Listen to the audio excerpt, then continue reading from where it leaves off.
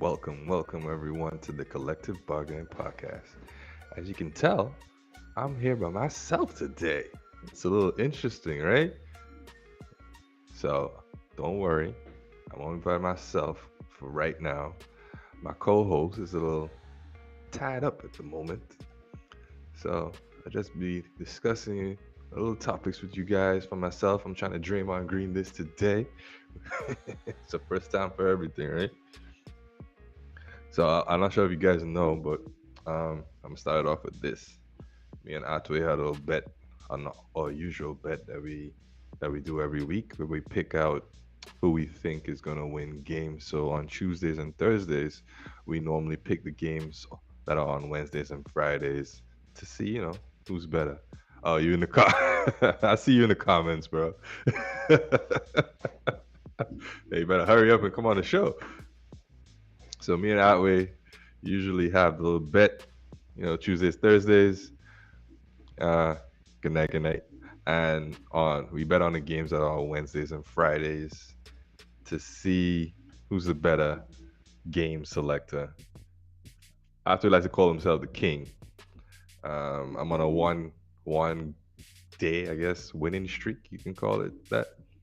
Um, Unfortunately, my streak has come to an end. Archway won this time, but that's all right. Once he doesn't get more winning streaks, that's fine with me. I hope everybody is not watching the Nets and 76ers game and here watching me tonight. So let's just go through something real quick. Let's play sleep. Let's play sheepheads with the Lakers. Yeah, you won, Atwe. You won. You won. You sadly won. I don't know how I feel about you winning, but it's okay. All right, let me just jump in it. Draymond Green. Draymond Green says he's gonna be returning on Monday the 14th, which is good. He's speaking to Artway for the longest time, and he says that he doesn't think the Warriors are up for the championship run. I disagree with this. Artway, Campbell, sir. Uh, the Warriors are missing one of their most important pieces in Draymond. He's their defensive anchor, and he's also one of the playmakers on offense. So I think him coming back is a big deal. He's phenomenal when it comes to defense because he runs that defense on the floor. And also they're going to be getting back Wiseman soon as well. I'm not sure how he's going to fit in. Yeah, overrated, whatever. I'm not sure how he's going to fit in, as Wiseman that is, when he gets in, because it's been a while since he played games. So, I mean, in practice it's one thing, but actual gameplay is a totally different thing. So, you have to see how he's incorporated. Maybe he comes off the bench or something. Give him 20 minutes a game to start him off or something like that. But Draymond is definitely needed. The Warriors are not where they need to be right now, and him coming back now, I think, is probably the best news that they could ask for. Are we betting shots on the Warriors? I mean, it depends. What's the bet? Are we betting that the Warriors are going to the finals, or are we betting that the Warriors are not losing in the first round? Because if we bet that they're not losing in the first round, I'll take that bet. Second round exit. Ooh, that was tough. I say, that was tough. Let me think about it and get back to you now. I'll think about it and get back to you. But I definitely think that they need the momentum swing in direction with Draymond. Draymond is definitely the key to the team. Yeah, Steph makes the point, has a point, he goes off. Clay is a step slower on defense, but he's still there on offense. And once Dre comes back, the offense will be a little bit more seamless. And then they still have their guys off the bench that could do well. I think they'll be fine. I don't see any problems with it. All right, so now me and Atu, I'm gonna move on to this one real quick. Me and Atu were speaking the other night. He likes to bring up my Boston Celtics. Like I'm a Boston Celtics fan, but he know I like Tyson. I say Tyson. Jason Tatum. So I was watching a couple tapes recently on the Celtics as to why they've gotten better, and there's a reason why they've gotten better so drastically. They made a big adjustment on defense and an even bigger, and Tatum himself has made an even bigger one on offense. But I'll go through first with the defense. What they have is the lineup. They have a bigger lineup. I mean, you may not consider it bigger, but it's a bigger defensive lineup. They have Marcus Smart, who's the smallest guy they have on the thing. And then they have Brown, Tatum, Al Horford, and Williams. Now, most people not know Williams, but he's a beast down low, right? They have Williams. The thing is, they put Williams in such great position to keep defending the basket. So they have him on the low, weak side, and they keep switching whenever it comes to they do a great. If I wish I had the video to show you guys, I saw it earlier today. They do a great job at switching out the defenses so that Williams is able to stay down low and protect the rim while also protecting the perimeter, which is absolutely phenomenal. And then you have Smart, who's a very savvy defender, right? He's actually much better. He might be small, but he's strong, and he's actually much better against some bigger opponents in the post than you may think. So they've clamped down on their defense. They understand what they're supposed to do now. The switches, they basically almost switch on everything, right? Now, Ate may not like to hear this because he thinks, Brown is the number one guy in it. But Tatum is still the main guy in the Celtics. And here's the reason why. On offense, who's the playmaker? Playmaker is Jason Tatum, right? Here's what he's done differently that has helped the Celtics to reach where they are right now, right? So earlier in the season, Tatum would dribble the ball, dribble, and miss, right? He's not thinking, he's not seeing. There'll be guys open in the corner, guys open in the paint, and he's hesitating to pass the ball.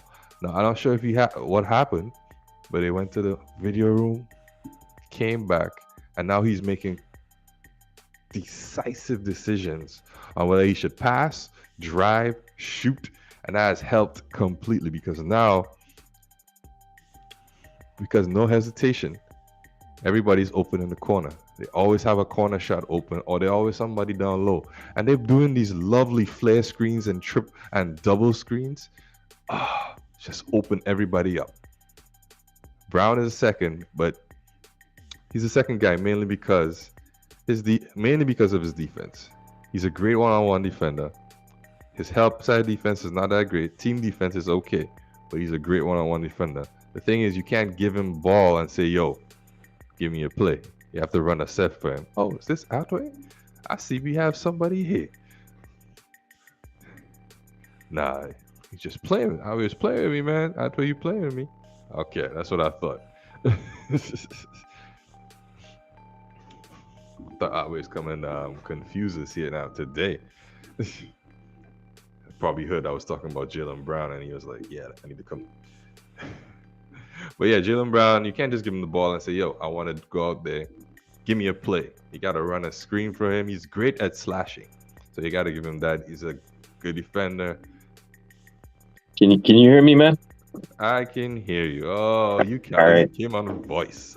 I'm joining in via voice, man. So I got to defend Jaylen Brown, but I agree. Boston, especially with the size, you look at the changes that they've made. It's really improved their chances of taking that team. And here's the thing, right? I'm not saying it's gonna for Boston to go, let's say, all the way. It's going to require something special from Tatum where he goes off, or him or Jaylen Brown. go off every night. Sort of like a, I want to say a Jamal um, Murray type situation Okay. where I see every what you other mean. night you're getting like a 50-point performance. So it's going to require, when I say that, against the bigger teams like the Nets that have multiple players that could do that, those Yeah. guys are going to have to show their value. We've seen it's possible, right? But we've seen it more in short bursts where, guys have stepped in and were literally unplayable. But we've also seen it on the other side where we've seen Kyrie step up and drop 50, or KD step up and drop 40. So it's really, I think it's going to require something special for them to go really far. But they do have the changes.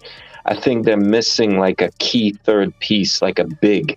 When I say that, I'm talking about not an equally talented, but just maybe a step below them, that can at least take some of the load off, to be honest, so it doesn't require that much effort. Because with the team they currently have, for me right now, I just don't see it being one of those things where they can surpass the Nets in a series, right? That's the problem. Right. In a Right. series, it's going to be a problem. Even with the 76ers, because Embiid can drop 30, 40 on you at will. And also Harden, we know what he can do, right? So there's a problem there. Um, they got to play defense, man. They got to slow it down. They got to play defense. They got to really take a book out of, when I say Braun from Cleveland, where you control the pace of the game, you control the narrative of the game, and just sort of try to slow it down and prevent these teams from going off. Because I just don't see Tatum scoring 40, 50 a night in the playoffs. Um, yeah, I just don't see that. He's capable of scoring in bunches. We know that, but Yeah. just not at that level right now, at least. So it's going to be interesting, man. Some of these matchups, but I agree fully with you. They made those adjustments, and you definitely see that now starting to affect their play. Yeah, I understand. I understand that completely because I think, like you said, they need not necessarily somebody that's starting, but especially from the bench. They need a little spark from the bench so that Yeah, when they are on the bench, yeah, all yeah, right, I'm getting some rest. Like they need a heat check like a Lou or Jamal yeah. Crawford. These Exactly, kind of guys. exactly. They can Yeah, even bring back those. Isaiah. Yeah, even Terrence Ross, Oh, a Terrence guy down in Ross. Orlando. Rock, I don't, is he's still in Orlando, right? Yeah, he's in Orlando Yeah, right now. he's So, still on Orlando. I don't know The only why nice he's in piece in Orlando. Orlando. I'll be honest with you. I don't know why he's in Orlando right now. It's just rather puzzling to me. But um, I think they need a punch. They need a punch, that can get Yeah, things going. they just need a Um, quick punch. That's what they're missing technically. right. And against the bigger teams, like you said, well, when you say bigger teams, we mean like more like the Bucks, the Nets, the 76ers. I think they could probably get by the Bulls with the current roster that they have. Um, who else is there? The Heat. They will definitely have problems with the Heat because they play better. They play great team ball. So and they play good team defense. So it might be a little difficult for them to get through the Heat. But I think they definitely would need a sixth guy off the bench to help them get over that hump. Yeah, I think It wouldn't be this year, but most likely next year. yeah, yeah. I'd still, and I'll still take them putting on a show this playoffs. I'll still take them like scoring in bunches. Yeah. They have it. Just I don't know how to put this, but they have the potential to be one of the best duos in the league. But it's just the dominance factor just hasn't been there.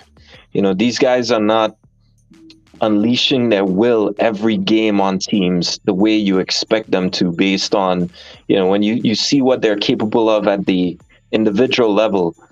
And I think they're running out of time to prove that, because in the NBA, time, we know better than most, man. Time goes by really quickly.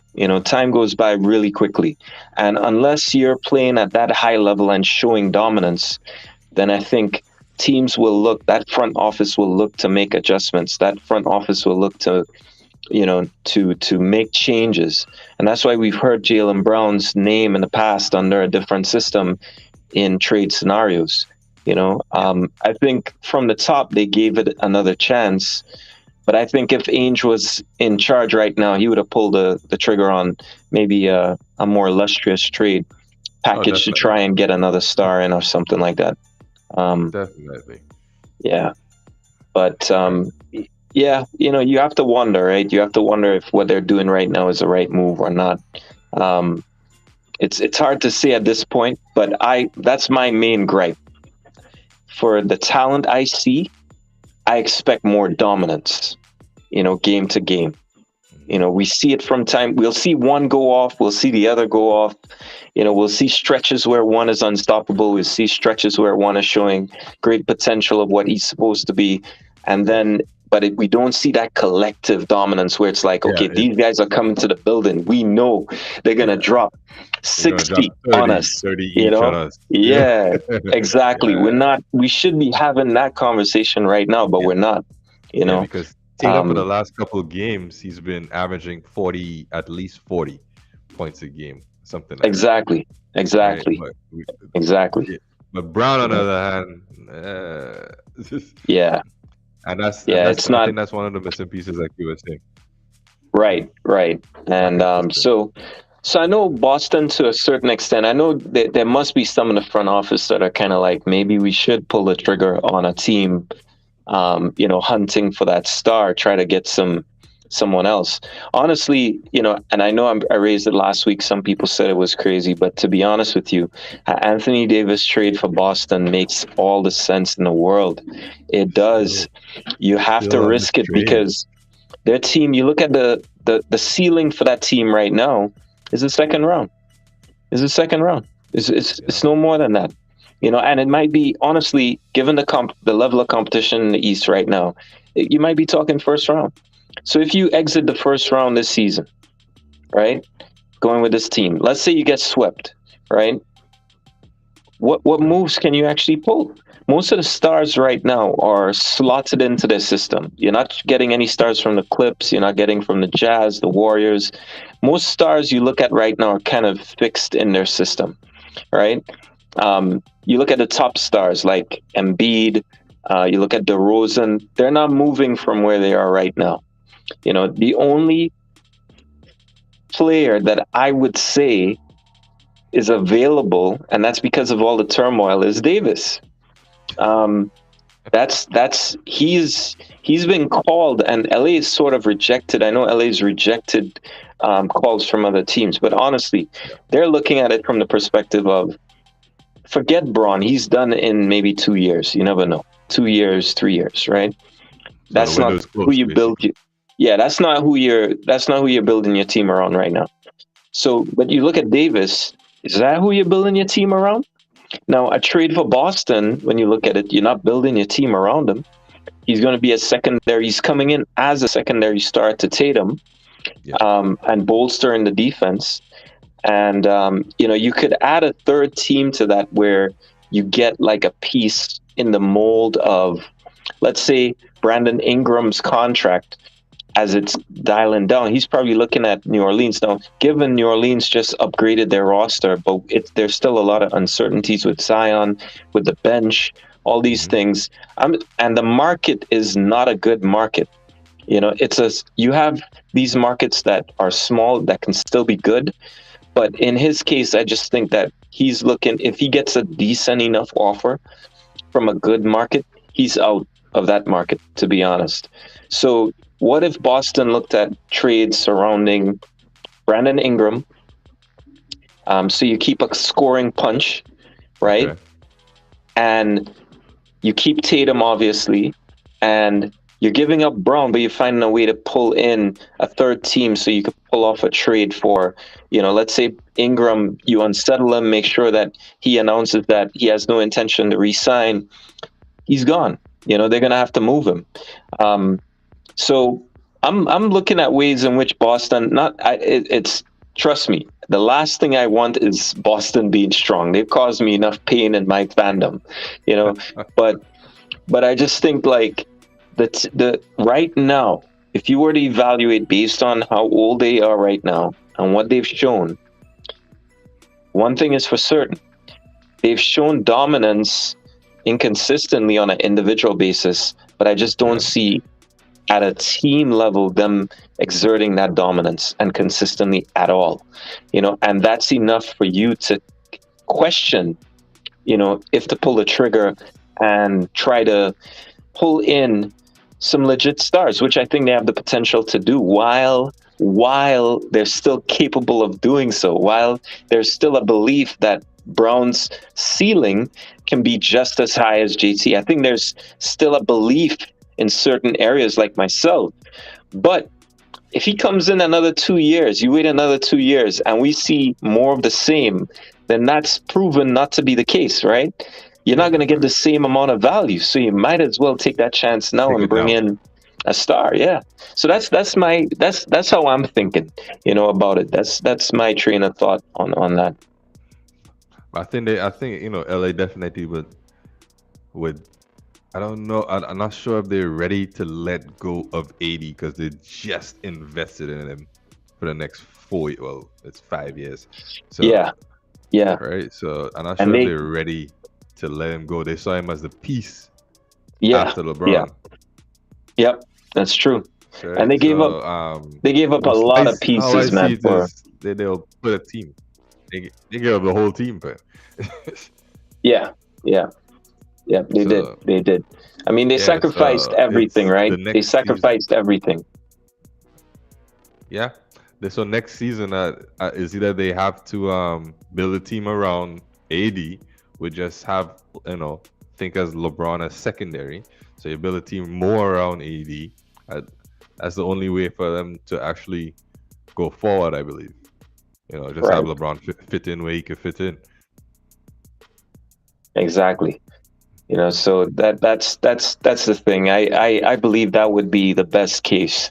After LeBron's mistakes in Cleveland at the All-Star game and opening his mouth a little too wide, he had to come back and say, Damage my control. intentions are to stay. So I honestly, I think his time there, you're looking at reduction in minutes over time, and definitely a situation where it really boils down to him taking a secondary role at some point. Not right now, but eventually, that will have I to be think the case. the thing is, I think right now he could have taken a secondary role if Westbrook was actually playing up to his normal self.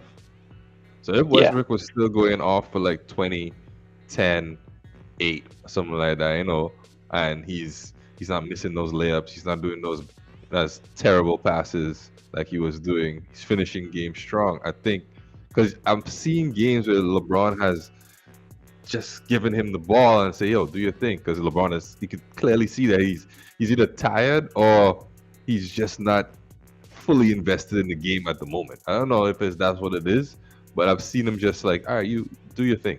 Look, take the ball, go ahead." But he's always been a pass first to get his teammates in the game, so it makes it easier for him to score. But late in the game, I don't see why he does that so late in the game, yeah, which is weird. Yeah, it's just, it's whatever. And plus, he had a chance to win the game against the Rockets, and he did a LeBron thing. yeah. I saw it actually in the highlights. I didn't watch the game, but just that was mind blowing as to why. He took that route, passing out to Melo. I looked at it not three. I looked at it about 15 times, just playing back and forth. At like 2 seconds in between while I was in the air. I think he thought the defense was going to collapse on him, so he was already looking to dish it out, right? Not realizing that he was legit right under the rim. Yeah, to Yeah, just do a little easy layup and it was an out. easy Well, not layup, easy, man. but not that easy, but it would have been a reverse layup. So at least Yeah, even if he missed, he could have, still gotten his own rebound. and he And then it was was. I was still trying to figure Westbrook out if was he was coming down the behind the middle. basket a bit, like He further was than the slightly, angle. slightly, slightly. Yeah, so I So think it been a little that sort of stretch. threw him off a bit. But you're talking about just court awareness. That's something that Braun normally would know. Usually has, We've yeah, seen him. Yeah, we've seen him attack, but that's part of the problem when you attack, when you're attacking to pass versus attacking to score, right? yeah. You don't Your really see the mind's already basket. set, so it's in his mind. He's probably drawn out the play already. It's already set in motion. Exactly. He's already seen Melo before driving in position and move into that location where he can switch off the defense and get the shot up. And Correct. unfortunately, it's out of execution. I mean, and that's, to be honest, that's a shot that Melo would supposed to Normally drain. make it. Yeah. But I think he you're not gonna, rushed it a little bit because of the time. yeah, Right. yeah, so. Um, but no, interesting developments, man. I mean, to me, right now they're in a real risk right now, at a real risk of not making the playoffs. And Well, I'm not too sure about that because the Pelicans just lost Brandon Ingram for seven, 7 to 10 days, I think. So COVID it's protocol or no, COVID I think it protocols was or injury. It's I believe okay, it's an injury. okay, Yeah, so it's a small injury. It's a hamstring strain. So 7 to 10 days he'll be out in the first wow, instance because you're not sure. Sometimes those hamstring strains may linger a little longer than those 7 to 10 days. So it's a possibility that they could still be in the play-in. And from what I've been reading, what I've been hearing, the Lakers prefer to play the Suns in the first round really, as opposed to playing the Grizz or the Warriors, really, which is very interesting. given what they did to them. Given what they did to them this year, or even what they did to them last year in the playoffs, they would prefer to play the Suns, which I found very interesting. I would rather play the inexperienced team, but that's just me personally. Rather play the inexperienced Grizz than to play the Suns who just came from the NBA Finals and Yeah, playing great basketball. yeah, it's that. As I said, I'm wondering why. I'm not sure if it's because Suns' rhythm maybe the thought is the Suns won't have the same rhythm, but they've proven it's a system. He's Yeah. establishing, that coach out there is establishing a system, and that's where a team becomes very dangerous. Yeah, And it's I think, similar to that Warriors field system they had, yeah, when they won the first championship. absolutely. And it's that's the thing. When you have a system, it's kind of like prime pop. You know what I mean? You become so dangerous that you slot in any player with just, let's say, I would say, marginal talent, and they Yep. play at such a high level with that level of consistency. You're gonna have a championship squad. You're gonna be in the fight almost every year for a long time, and we're Yep. starting to see that process become a reality for them. I And the I thing would is, go as far they're as to ready. say, yeah, I would go as far as to say here this, right? Um, the Suns, the Suns may win a championship within the next 5 years. I'll say that. What? Why I say 5 years and not this year, despite them playing at this level. The playoffs are ready made for superstars.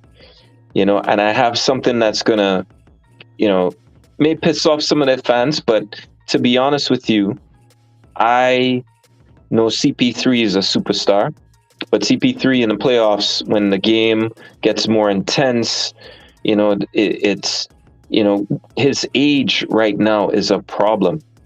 It's his injury injuries. record Yeah. in the playoffs is a Especially problem. the playoffs. Yeah. Yeah, we know it's just something that you can bet money on and be certain that you're going to win. I And mean, I think when I look at Booker, don't get me wrong, Booker to me is a great talent, but I still have questions about Booker.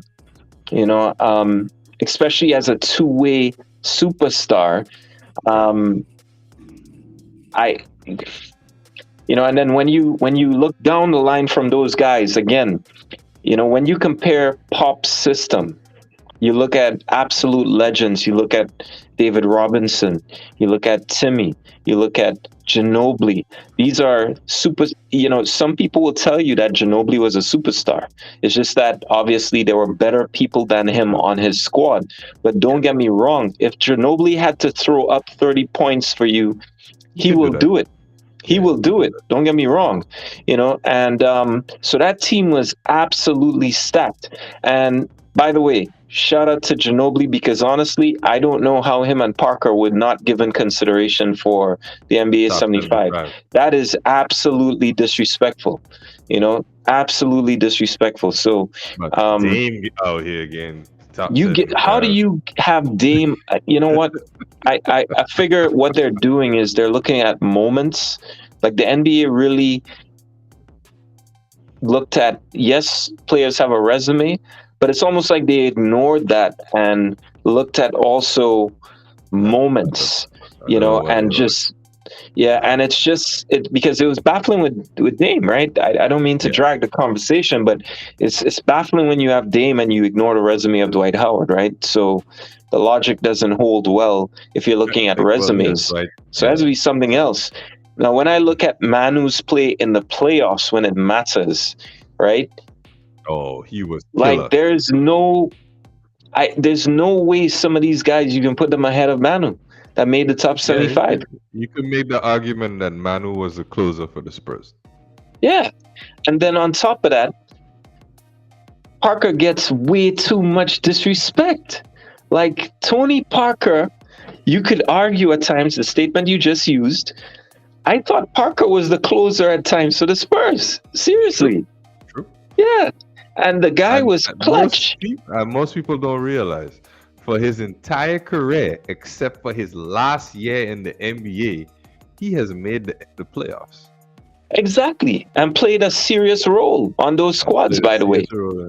Which is so that's why I say the disrespect those guys received is just I just don't get it. I just don't get it. It's that is not spoken out on enough in my books. And I think it's sad that we're in that situation. Yeah, definitely. It's a little weird. I also wanted to get as we're here talking about guys come off the bench with Manu. See the Warriors were working out Tyreek. I heard that. That. So I'm not sure if they'll pick him up, but we was just speaking about the Celtics trying to get like a 6-man playmaker basically to come off the bench.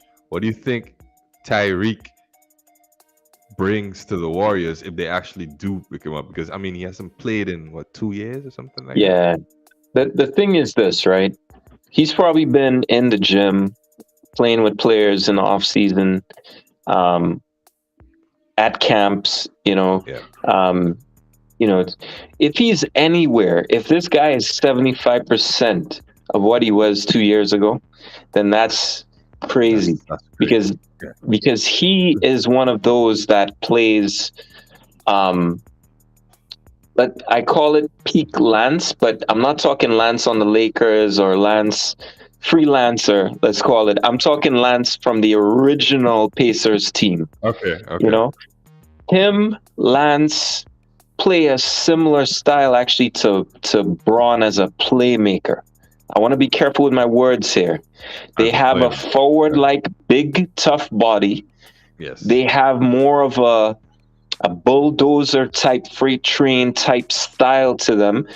That is true. That can finish at the basket. They're not really known as pure shooters so to speak. But Right. when you looked at Lance back then, what I thought he would become, he didn't become that, right? Because of inconsistent play. Yeah. Tyreek, as we know, had his drama, etc. But they're of the same sort of mold. LeBron being on a whole different level, of course. But just the comparison of their style of play is all I'm comparing, not how good they are in executing. Mhm. But if he's anywhere close to what he was, then this is a serious scenario here for the Warriors. That's an easy pickup. And if he can score like that, you're talking about a guy that could lead that team. Just keep that consistent. When I say that in a bench capacity, I mean, don't get Right. me wrong. I don't think he becomes a sixth man because you have No. Poole and other guys coming off the bench that are instant offense. But lower down, imagine if your rotation is that deep to where he can come in and Eight. fill in He's for the a eight, Wiggins, nine guy. Yeah. and your scoring doesn't drop off, and if he can play defense as well, it's a body to throw at the bigger guys at the forward position too. I mean, So I honestly don't see him as one to be substituting for Wiggins because the playing style is completely different. yeah, it is. It is. It is. He more needs the ball in his hand, kind of Yep. guy. It's true. So the second unit would definitely have to be his kind Yeah, of yeah. right. And that's why I'm wondering if that's what they're aiming for. It makes sense in that regard, right? Because if he plays point forward at that strength, then that's a problem because now you add a different threat that's cutting and slashing, Exactly. with the Because shooting he that could you do have well. He right on could the do really bench. well in that system, cutting and passing to the big man, kind of like what Ex- Draymond does, like when he gets the ball on Exactly. the top of the key, Yeah, right? exactly. Because we know But when Draymond gets the ball at the top of the key, he's not going to shoot it. He's just going to drive and then throw no, it he's up just to the gonna big man. drive. Right. But if you have a guy that's a playmaker that has that ability now to actually finish there, then man, Exactly. we're looking at a That's a whole whole different different problem. dynamic. Yeah, that's a whole entirely different problem there that you're gonna have on your hands. Exactly. So yeah, Yeah. I found that interesting, and I was like, okay, that's a good move if he comes out to be, what he was, 75, like 70 to 75% of what he was before. That's all you Yeah. really need. Yeah. Yeah. No, it's Oh, so it's yeah. So it's interesting. I just wanted to pause for a second and give a shout out to Mr. James Harden on passing Reggie Miller on the 3-point made list. that's crazy, He's right? he's now number 3, and it's very sneakily how he became number 3. Most people don't talk about that. Yeah, that's nuts to be honest. Honestly. That's a lot of Um, threes. yeah, that's a lot of threes.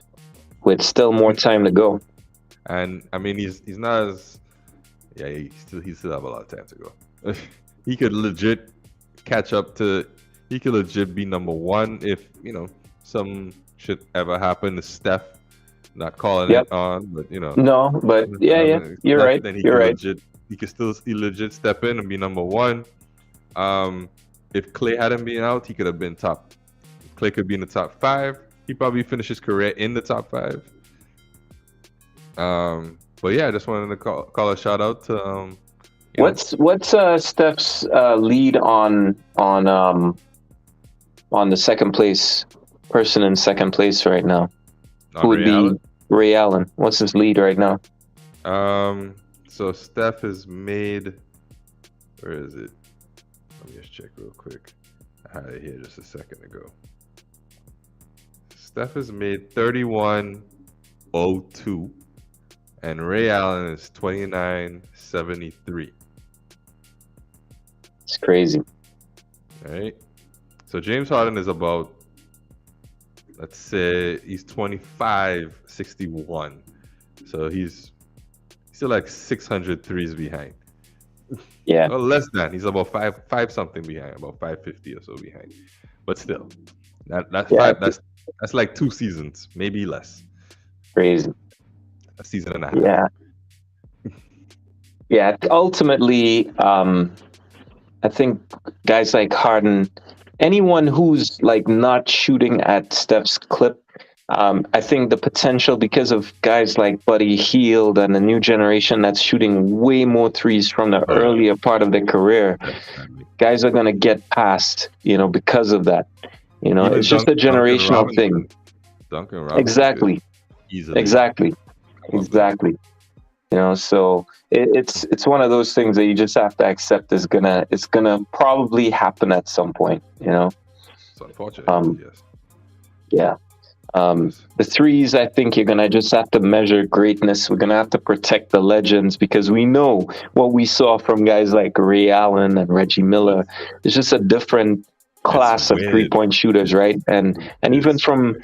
videos of watching Bird go off, when he Listen, needed if to, Larry was yeah, in this era, he would be yeah, those smoking. guys would have the green light just as Steph, man. Smoking. They would be, yep, absolutely. Especially Reggie. And the thing is, if they had the green light in the game during the 90s, then you may have been looking at different champions, man. Maybe the Bulls don't turn out to be that dominant, to be honest. So that's something It's a possibility. you It's a never know. possibility. You never Yeah, it's know. a possibility. All right, Could be so I looking just at the LeBron situation where, the 3-point shot is able to counter his dominance. You yo, just don't know. what was the thing? The LeBron, the first championship with the Warriors against LeBron and the Cavs. That championship, right, basically decided what direction the league was gonna go in. So It if did. LeBron won, they would continue to be like, all right, we're gonna play inside, kind of, mix it up, a little three, a little inside, a little mid range. And if the And yeah, Warriors won, it will go into the 3-point era. and the funny part about that is this, right? If not for two injuries, the Cavs win that series. If The not Ca- for two injuries, the Cavs there's legit no won that doubt series. that The broken first kneecap one, will yeah. forever haunt my soul, man. Will forever haunt my soul, man. I'm telling I, you, s- to this I day. still don't, I still don't understand how that happened. I honestly, it's just faith, man. It's just faith. Seriously, that Yeah, came out of it's a luck of nowhere. the draw. Luck of the draw. Yeah. So The that was a Warriors dribble and stop right through the legs, right? And was he a ended up. dribble and stuff. Yeah. Yep. So I remember that as if it was tonight, live on TV, man. Seriously, it's just unbelievable. And speaking of tonight, I just want to give a little update to the Nets and the 76ers, with the 76ers playing at home. I just want to point out that my Nets are up by 32. They probably dumped. They probably dumped the bench, man, by now. This is the end of the third. Woo! 102 to 70 is the score right now. Okay. Durant has 25 points, 14 rebounds, 7 assists. Seth Curry has 24 points. Carey only has 18. Brown has 10. And that's the only guys in double digits. And everybody that has played has scored at least 3 points for the That's Nets. that's wild. Now for the so hot 76ers, Embiid has 27 and 12. He's been killing, dominating. Nobody can stop. Honestly, the Nets don't have an answer for Embiid inside. Tobias Harris has 16 points. And then after that, James Harden has 11 points, 6 rebounds, 5 assists. He's shooting 3 for 17 tonight. So we know why they're losing. We know exactly why they're losing. We know why they're losing. So yeah, and they just finished the third quarter. Everybody, well, KD was out. KD was on the court to end that quarter. It was KD, Seth, Brown, Drummond, and Dragic to end the third. I think they're gonna push it until maybe the 7 or the 6 mark. And I mean, it's 32 points. It's a possibility he can still come back. In this era, it's a possibility he can still come back. So It's insane. I mean, it would take like a miracle, right, for that to happen right now. I mean, I I mean, don't think the Nets want to send that type of message, given what this no, means they and the didn't type of want to. They matchup. don't want to close this off. They don't want to close this off definitely. Absolutely, absolutely. Yeah. Yeah, I think, this 76ers, I mean, tonight, depending on what type of shots he was missing like that, um, it's this is a matchup that is not good. We're not going to see in the playoffs. So right now, early at least. So there's that the 76ers can walk away with. But definitely, it sends a message that the Nets are a legit contender to not take lightly. I think, you can't look at them in ninth and really fall asleep on them in that sense. Definitely. Um, yeah, but So yeah, so no, that's it. it's going to be. I think it's going to be a show to see when the Nets play. Right now is they're playing at the 76ers, right? So they're playing in Yeah, Philly. Um, they're playing Philly. yeah. Hmm. But in a series, maybe you don't have Kyrie, so that's the problem. So In a series you don't have Kyrie. Well, not as yet. They're hoping to. Well, Brooklyn is off. Is very hopeful that within the next week, hopefully not this week, but hopefully next week, everything will be open up so Kyrie will be able to play because he's only eligible for the next 4 games based on wow, the rules. You have yeah, 4 games, right? wow. I mean, at the end of the day, I really don't mind. In fact, I would love to see. Of course you don't.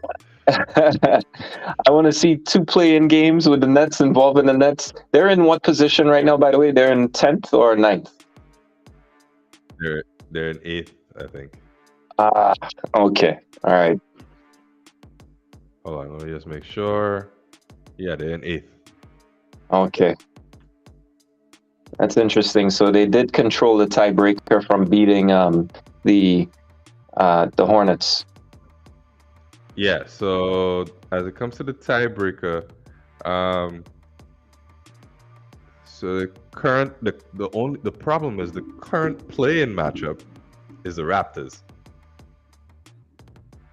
Right. right? Right. So we spoke. It depends. I'm not sure where they'll have the game, but the tiebreaker, the Raptors hold because of the division. The series is tied 2-2, right? But the Right. Raptors hold the tiebreaker because of the division winning percentage. Oh, So even if they have the same record for at the end of the season, the Raptors are still going to be number 7.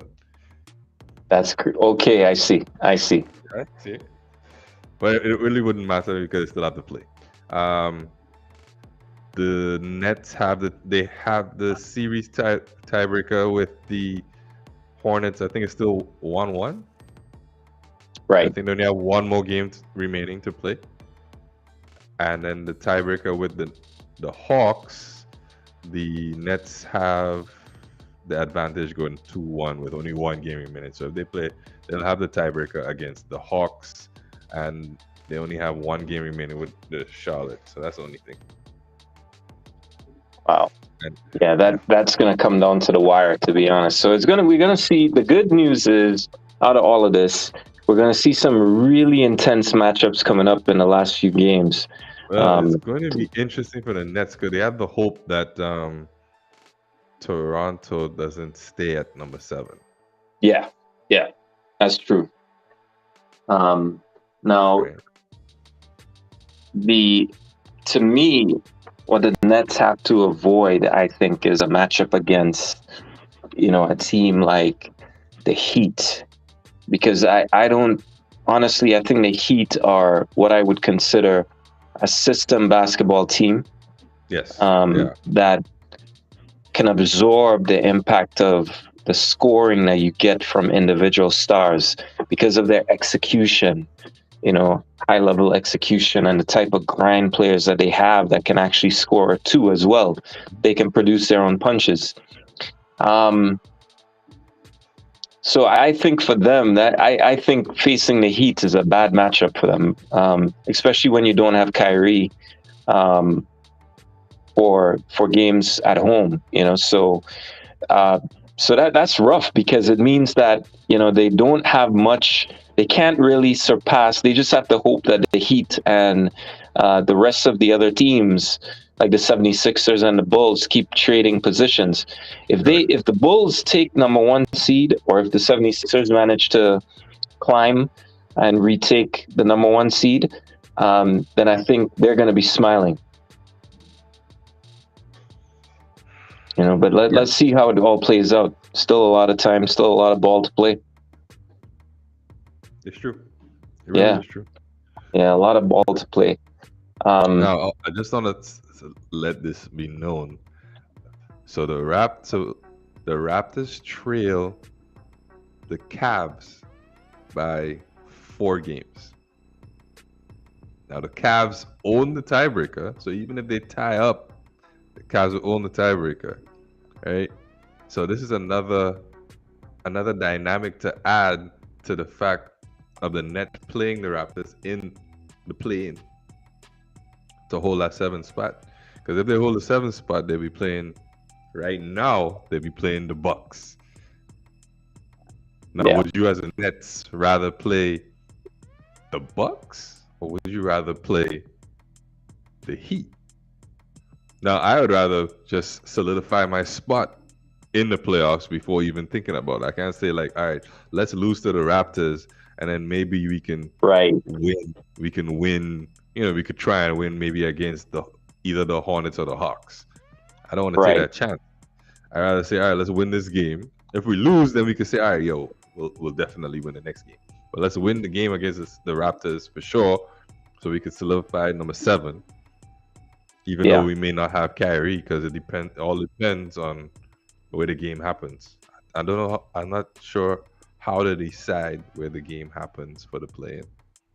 That's the only thing. Yeah, I'm not too sure. Higher in the it's probably based on who's higher. Because if you look at last year when the Warriors played the Lakers in the play-in, the first play-in, the Lakers were in what? They were in 7th. The Warriors were 8th. Yeah.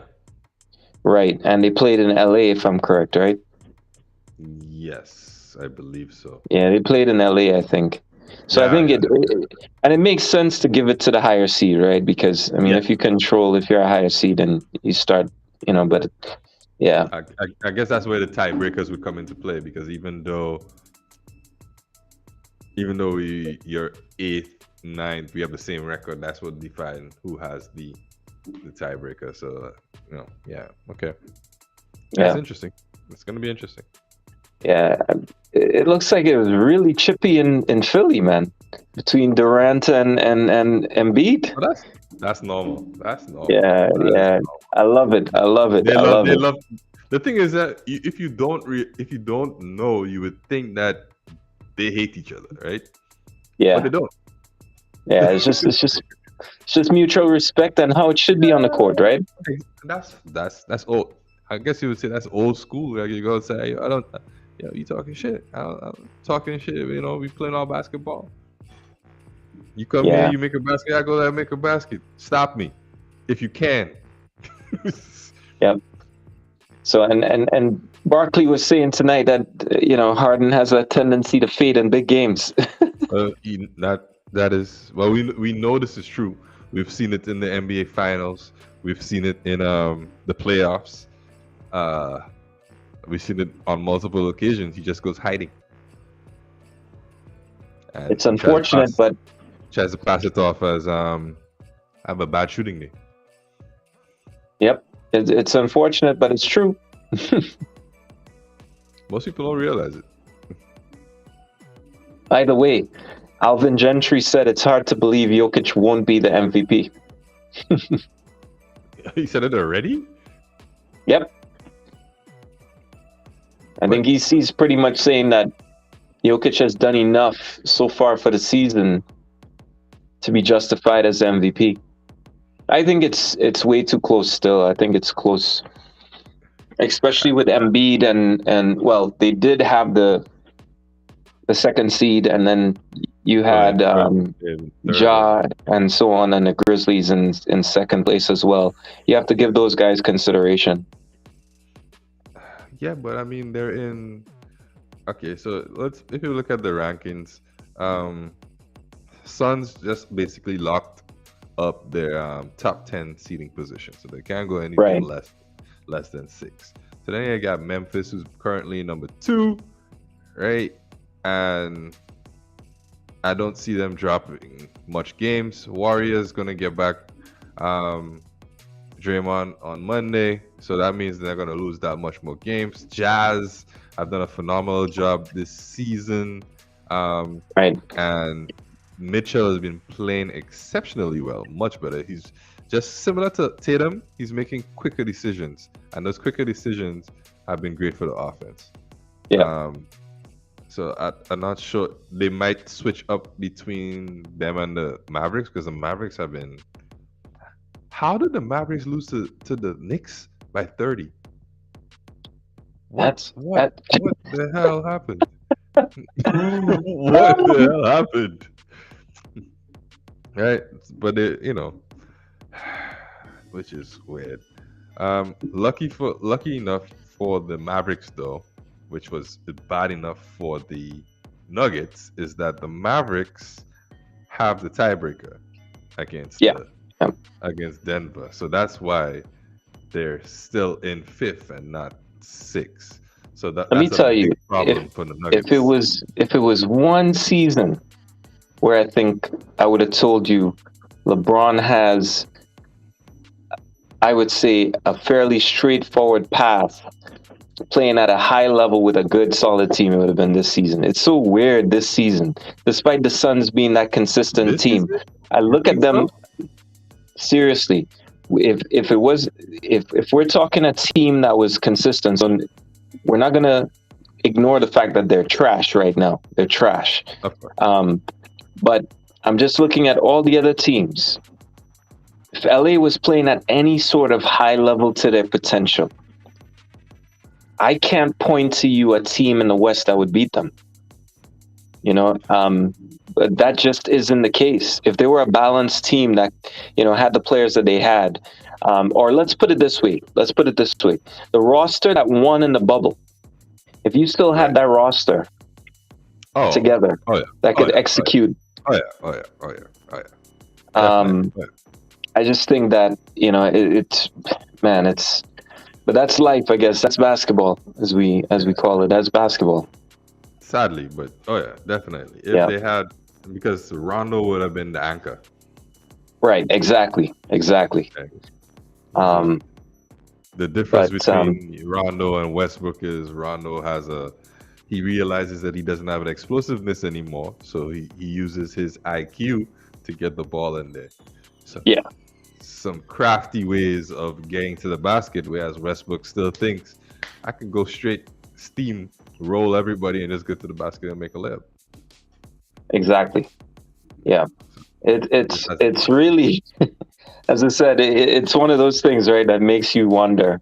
Pelinka, man, it's crazy. But it's not Pelinka. You see, that's what he gave LeBron and AD what they wanted. True, you could argue that. I just wonder how much of that is true. Like giving players everything they want. I just that would be reckless. Yeah, but think about it this way, right? I mean, even though Michael Jordan didn't get what he wanted when he was in the Bulls, right? Because he wanted Charles Oakley, and he's like, no, we're gonna give you Horace Grant. But think about it this way: you're the general manager for the Lakers, and your 2 star players, right, come to you and say, "Yo, I think we should get Westbrook." You gonna tell them no? Yeah, that's the thing. Yeah, it's a tough call, right? It's a tough call, especially after winning a championship. Exactly. They just won a championship recently. 2 star players. I mean, it got bounced from the playoffs the year after, but that was because of injuries. And then 2 star players say, "Yo, And I understood why they wanted Westbrook because he was like an Iron Man, doesn't get injured like that. So they was like, all right, maybe I could take a day off here, and he'll still be playing, and then AD could take it off, and Westbrook could still play. But yeah, so I mean, I understood the logic behind it, but Father Time was not kind to Westbrook at all. And I just think that it's his ability in a championship contender squad. I don't think, I think Westbrook is more ability than, IQ and a player that will take you all the way to the dance. I just don't see him as that player. I think his athletic ability was just too much to handle in the league for a lot of defenses. And I'm not going to downgrade his triple-double threat. It was a legit threat that was able to carry teams, to the playoffs. Yes. And in the West too, you have to give him props in the West too, as well. So, but at the end of the day, I just don't think, I mean, when I heard about the trade, right, my initial response was, okay, but given what they passed on, you knew immediately it was given a what blunder. they passed on. I because the thing is, they could have legit have Buddy Hield and gotten DeMar DeRozan. Absolutely. Right? And I think those two pickups would have been sensational. Yeah, absolutely. Especially with AD getting hurt. They could have still run the team. They could have still gotten the bigs to come in. They've still gotten some guys to come in. I think they would have been good. Well, we hope. Mind-boggling, if you ask me. Mind-boggling. But, I mean, and I know Magic took back his words, but I'll still say it, man. This will go down as the worst trade in a long time because of what it does to LeBron's remaining time available, right? Right. And just the implications of how they perform, man.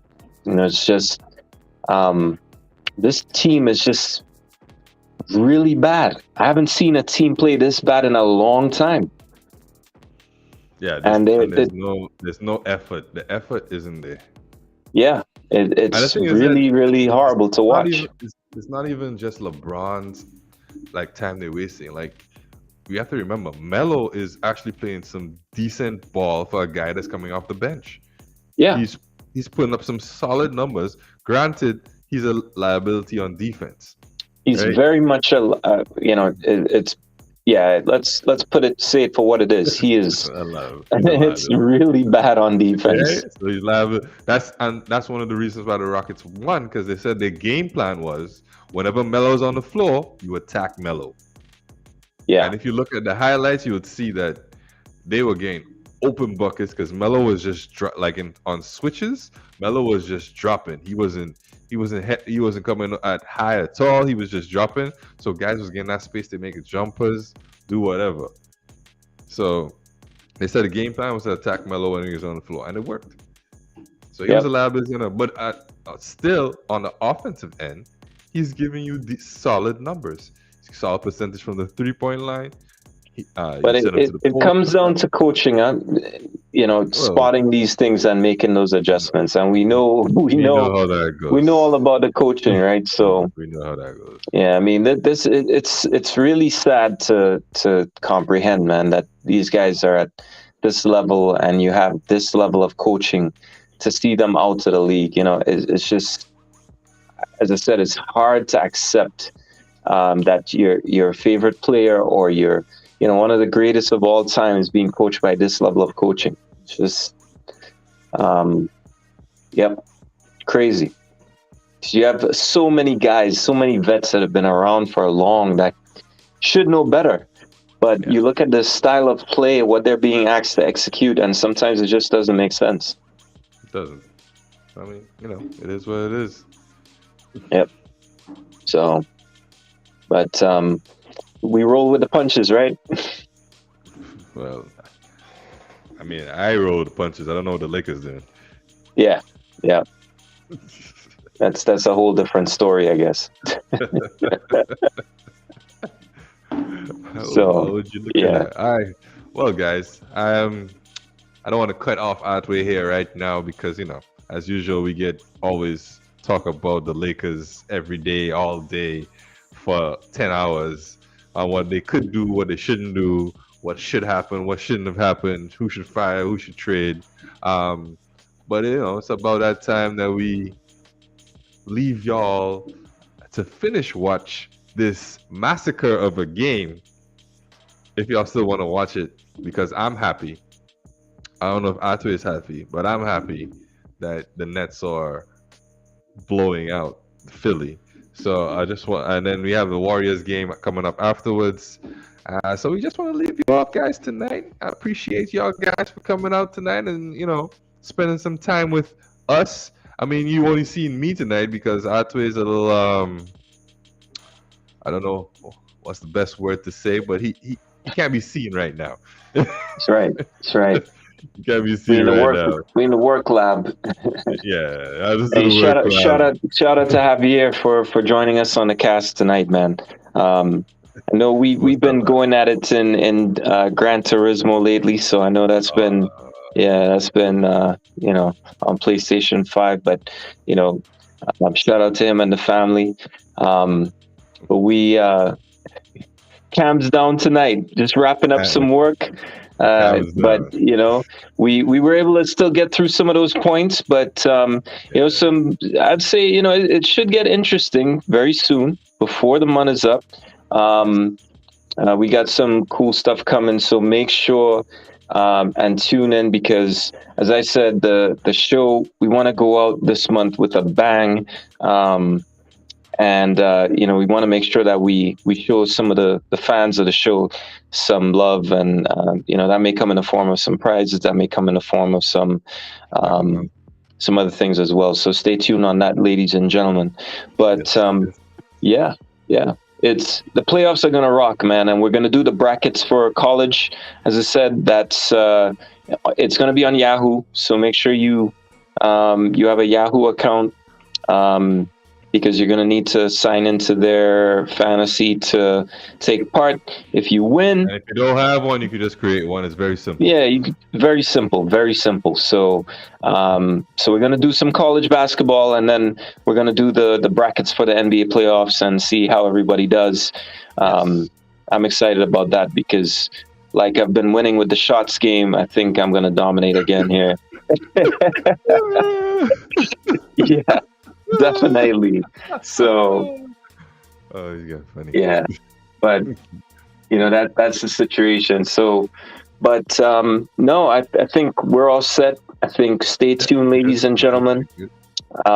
and just see you pretty much next week as we get ready to really turn the heat up on the podcast. That's right. That's right. Yep. All right. Yeah. So thank you guys again for joining us.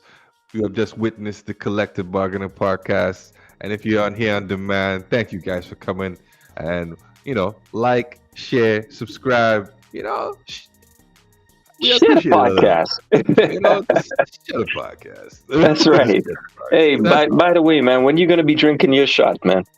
All right, you know what? Let me drink it now. Let's close it now. Exactly. Get to that. I had a feeling I was going to need it, so I brought it. I had a feeling. All right. I think I'll show y'all what just in case y'all can't see properly. Colorado. All right. Gotta mix it up a little. I can't give y'all the same drink every time. Cheers. That's right. That's right. To your one game winning streak. It's still a streak, right? According to you, in your own words. So I'll take that. That one game winning streak. Oh wow. Ooh. All right. I'm gonna put you to bed. All right. Thank you guys again. All right, folks. Podcast. See y'all later. We're out.